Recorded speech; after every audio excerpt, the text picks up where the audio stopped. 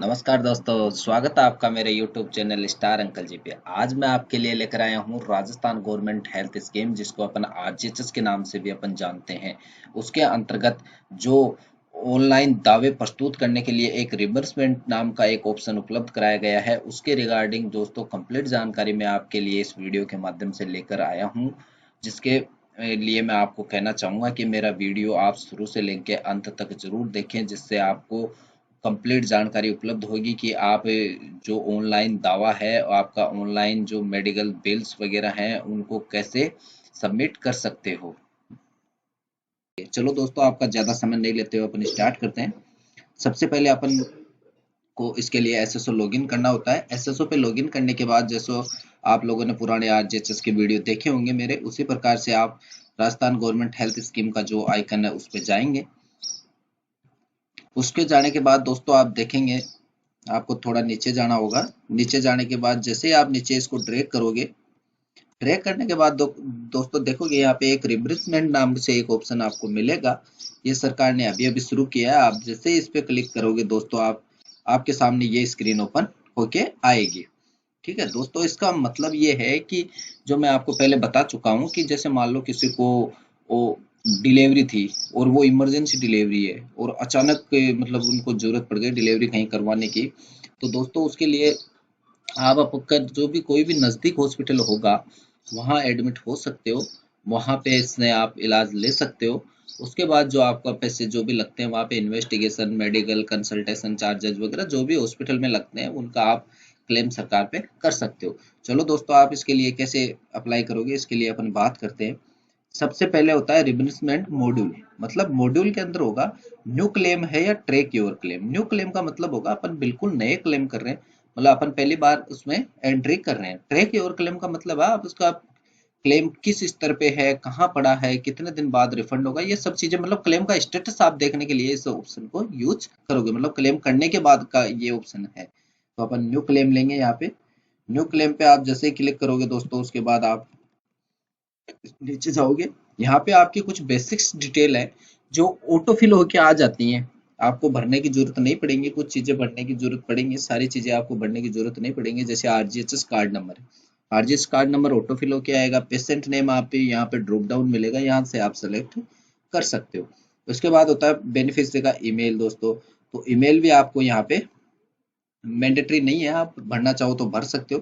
Beneficiary का जो mobile number है वो फिल होके आता है, आपको भरने की जरूरत नहीं पड़ेगी। आप चेंज करना चाहो तो ये एडिटेबल होता है, आप इसको चेंज कर सकते हो। पेशेंट से आपका रिलेशन क्या है, मतलब पेशेंट से रिलेशन मतलब जो गवर्नमेंट एम्प्लॉय है उसका पेशेंट से रिलेशन क्या है, उसकी डॉटर है, फादर है, मदर है, पत्नी है, क्या है। ठीक है, ये कैटेगरी ऑटोफिल होके आती है, आपको कुछ नहीं करना। पेशेंट बेनिफिशियरी बैंक नेम, मतलब बेनिफिशियरी का जो बैंक नेम किसका आएगा, यहाँ पे जो गवर्नमेंट एम्प्लॉय है उसका बैंक नेम आएगा। उसका बैंक में कौन सी बैंक में खाता है उसका नाम आएगा। नेम ऑफ बेनिफिशियरी, बेनिफिशियरी का नाम क्या है, मतलब एम्प्लॉय का नाम। जो पेशेंट है उसका नाम नहीं आएगा। पेशेंट अगर एम्प्लॉय खुद है तो उसका नाम आएगा बाय डिफॉल्ट, अपन को पता है। पर अगर पेशेंट एम्प्लॉय नहीं है, एम्प्लॉय दूसरा है और उसका रिलेटिव कोई वो है, जैसे पत्नी हो सकती है, डॉटर हो सकती है, सन हो सकता है, तो यहाँ पे सिर्फ गवर्नमेंट एम्प्लॉय का नाम आएगा, मतलब गवर्नमेंट एम्प्लॉय कौन है। ठीक है, उसके बाद आता है bank account number. Bank account number आएंगे, यहाँ पे ऑटोफिल होके आएंगे, आपको कुछ भी भरने की जरूरत नहीं है। ब्रांच एड्रेस, ब्रांच का एड्रेस क्या है वो आएगा। आईएफसी कोड आएगा। आईपीडी आपकी लिमिट सबको पता है, 4,80,000 रुपये आपको मिलती है। उसमें से आपने यूज कितना कर लिया और आपका बैलेंस कितना बचा हुआ है। ओपीडी लिमिट आपने यूज कितनी कर ली, ओपीडी लिमिट कितनी है, कितनी यूज कर ली और आपका बैलेंस कितना बचा हुआ है। ये बेसिक सी डिटेल है दोस्तों, आपके सामने उपलब्ध यहाँ पे हो जाएगी। उसके बाद अपन को जो कुछ फिल करना होता है वो दोस्तों यहाँ पे है। सबसे पहले अपन को यहाँ पे देखना होगा टाइप ऑफ रिम्बर्समेंट, मतलब आप जो क्लेम कर रहे हो वो किस प्रकार का है, आईपीडी का है या ओपीडी का है। तो आप जैसे मान लो अपन ओपीडी का लेना चाहे, आईपीडी का ले लो, ओपीडी का ले लो, कोई फर्क नहीं पड़ता इस चीज से। जिस तरह का आपने इलाज लिया है वो ले सकते हो। ठीक है, ओपीडी में आपने लिया है तो ओपीडी में ले सकते हो। मोस्टली लोग ओपीडी में कोई ऐसी इमरजेंसी होती नहीं है, फिर भी अगर हो जाए तो ओपीडी ले सकते हो। इसमें आपने इमरजेंसी है या रेफरल है, मतलब कई बार क्या होता है दोस्तों, इमरजेंसी का मतलब मैंने आपको बता ही दिया, डिलीवरी पेशेंट्स होते हैं और एक्सीडेंटल पेशेंट्स होते हैं, कोमा वाले होते हैं, स्ट्रोक वाले होते हैं, हार्ट अटैक के पेशेंट होते हैं। ठीक है, वो। और रेफरल, रेफरल के अंदर क्या होता है दोस्तों, रेफरल के अंदर जैसे कैटेगरी आपको लेनी पड़ेगी। भाई रेफर किया आपने वो रेफरल जैसे कोई बिना आरजीएचएस हॉस्पिटल एम्पल्ड है, उसमें किसी हॉस्पिटल ने आपको रेफर किया है, तो आप इलाज वहां पे ले सकते हो, आपका रिफंड सरकार दे देगी, ऐसा कुछ नहीं है कि आपको पैसे आपको मिल जाएंगे आराम से, ठीक है। इसके लिए अपन को इमरजेंसी अपन लेते हैं, यहाँ पे इमरजेंसी लेके मैं आपको बताता हूँ। इमरजेंसी के अंदर क्या होता है, जैसे आप कोमा है, मेजर है, ट्रोमा है, इनमें से कोई रीजन था, लॉस ऑफ लिम्स है, मतलब आपकी कौन सी बीमारी हुई तो डॉक्टर आपके डिक्लेयर करते हैं, वो आप यहाँ पे फिल कर सकते हो। नॉर्मल डिलीवरी भी इसमें इंक्लूड है, ठीक है। स्ट्रोक मैंने आपको बताया था, स्ट्रोक इसमें इंक्लूड है। स्वाइन फ्लू इसमें इंक्लूड है। वेसिकुलर सर्जरी होती है, डायबिटिक कार्डियोसिस है, वो भी इसमें इंक्लूड है।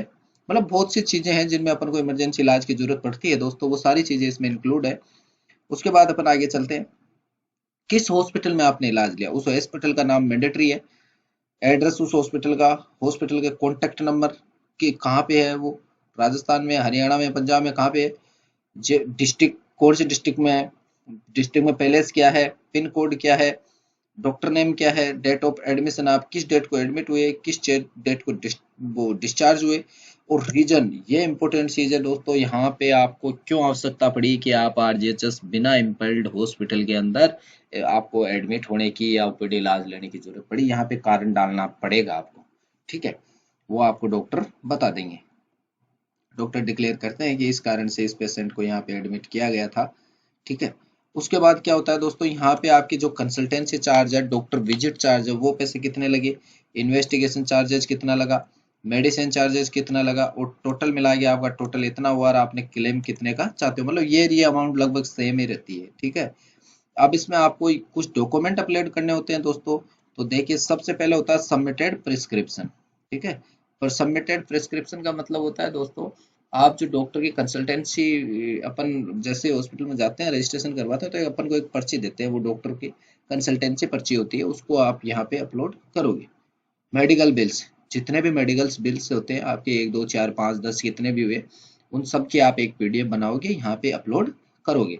उसके बाद सबमिटेड रिपोर्ट इन्वेस्टिगेशन, जितने भी आपके जांचें हुई वो सारी अपलोड यहाँ पे करोगे आप, यहाँ पे नीचे जाओगे, यहाँ पे टिक मार्क करोगे, सबमिट कर दोगे, तो ये आपका जो क्लेम था वो फिल हो जाएगा। चलो दोस्तों, ये थी मेरी जानकारी कि आप आरजीएचएस के अंदर रिम्बर्समेंट कैसे ले सकते हो। मेरी जानकारी दोस्तों आपको कैसे लगी, इसके लिए मुझे आप कमेंट्स के माध्यम से बताना, मेरे वीडियो को ज़्यादा से ज़्यादा शेयर करना, लाइक करना, और मेरे चैनल को सब्सक्राइब जरूर करना। धन्यवाद दोस्तों।